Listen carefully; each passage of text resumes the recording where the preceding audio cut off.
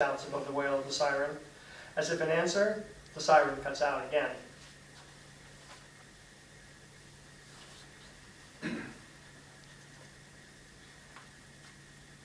While dive-bombing vultures are, to some people, I guess kind of scary, that wasn't the real problem. No, the real problem was the attack of the werewolves. The reason the Ed Hardy guy was turning belligerent was that he had more important things to worry about than kamikaze vultures, like hair sprouting all over his body in a hideous parody of puberty, like his bones agonizingly crackling like the kindling in a fire as they rearranged themselves into shapes they'd never been meant to take, like the long and exceedingly sharp fangs growing out of his mouth, like the world's most terrifying Halloween mask. Behold, the terrifying werewolf. And it wasn't just the Ed Hardy guy, his elongating spine and sudden barrel chest completely ruining an overpriced and out-of-fashion shirt. No, it was the lady with the dog. It was some Asian guy who was now growling at his cell phone. It was a whole fucking Girl Scout troop howling like a litter of crazed puppies from hell. Everyone was becoming a werewolf.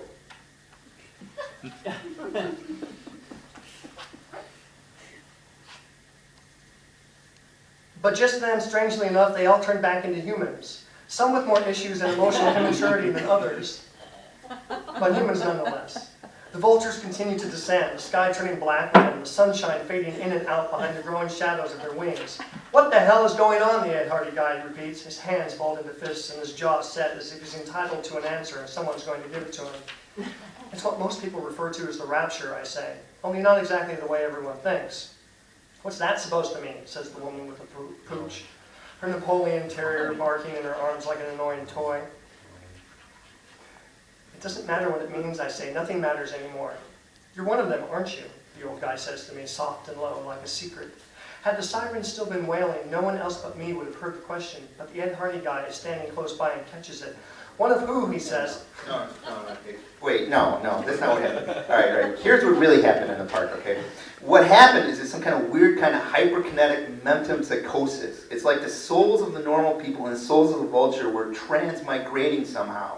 Not like in that crappy 1967 Vulture movie with Akram Tariff and Barbara Crawford, but a real scary and highly believable way. One in which mental psychosis results in, well, werewolves. To that end, the vultures are dropping from the sky and colliding with people. Boom! And when they do, the outcome is a freshly minted, snarling werewolf. I look around the park, madly trying to find some place to hide, and pow! The lady with the dog gets creamed by a vulture dropping from the sky.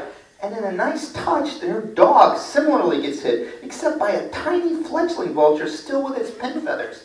But nonetheless, since both are now on Team Werewolf, I head in the other direction, just in time to see, wham! Ed Hardy guy takes a beak and some feathers right to the face, and you know the rest. Pretty soon he's drooling and howling and looking at me like a dinner on the hoof. And it's time to have some big ideas. I click my heels and I say, there's no place like home, and like Dorothy and Pamela Ewing, I realize it was all just a dream. A stupid, ridiculous, unbelievable dream, but a dream nonetheless. Still, the vultures are attacking and the siren started wailing again, a warning of impending catastrophe, so it's not like the situation has improved. It's just reverted back to a normal, believable storyline. One of who, the Ed Hardy guy repeats, ducking as a vulture flies past. The woman with the pooch is screaming and sobbing as one of the vultures attacks her, grabs the terrier, and flies off with the dog still barking in its talons. I don't have time for this, I say. Make time, says the Ed Hardy guy, stepping up into my face. Who the hell are you? He's a guardian. I glance at the old gent, who shrugs his shoulders and spreads his arms as if in apology, then bats at the vulture with his hat. Guardian, says Ed Hardy. Guardian of what? Of time, I say.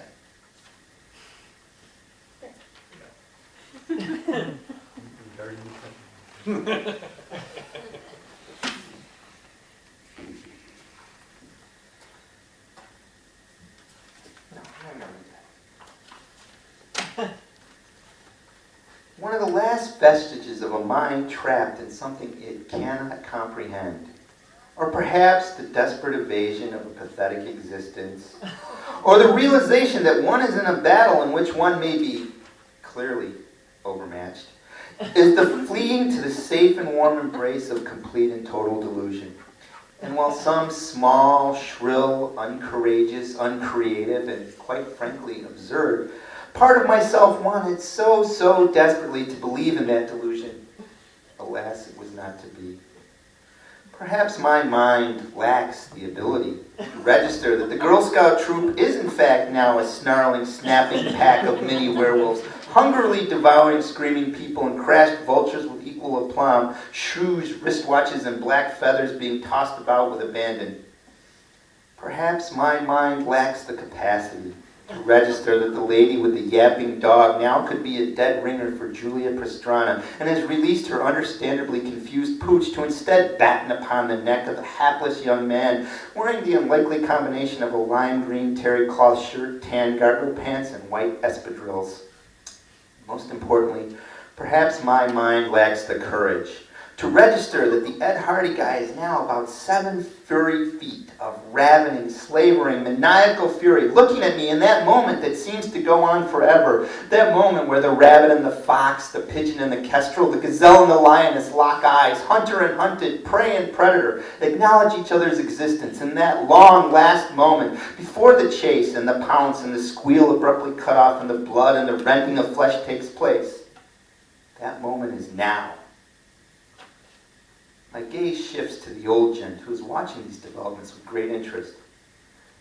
Maybe he can see in my eyes that the light has at long last gone on, that finally I get it. That I have arrived, albeit belatedly, at what is really happening here. Well, he says with more than a tad of urgency, you'd better do something about these damn werewolves.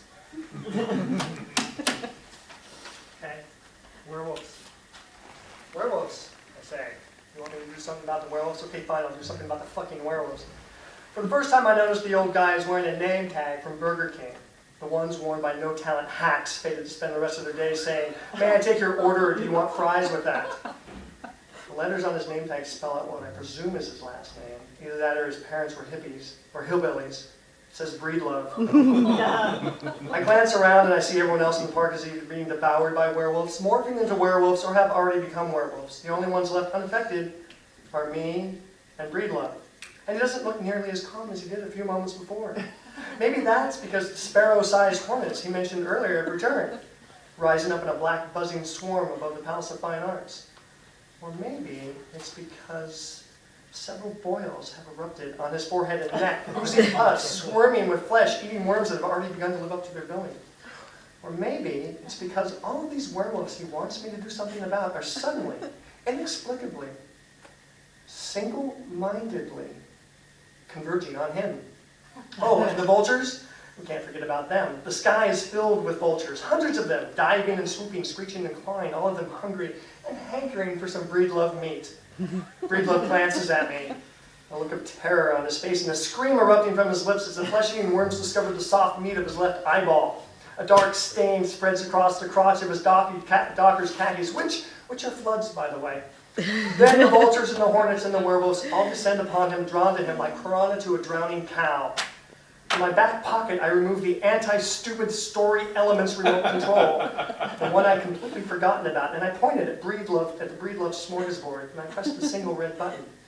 An instant later, the air is filled with the sound of a vacuum, the wind shrieking past me, and with a single sucking pop, they all vanish. Breedlove, the vultures, the hornets, the flesh-eating worms, and especially the fucking werewolves, leaving me alone and triumphant in the park beneath the clear blue sky. Once again, I had saved the world. Oh, time's up. The end.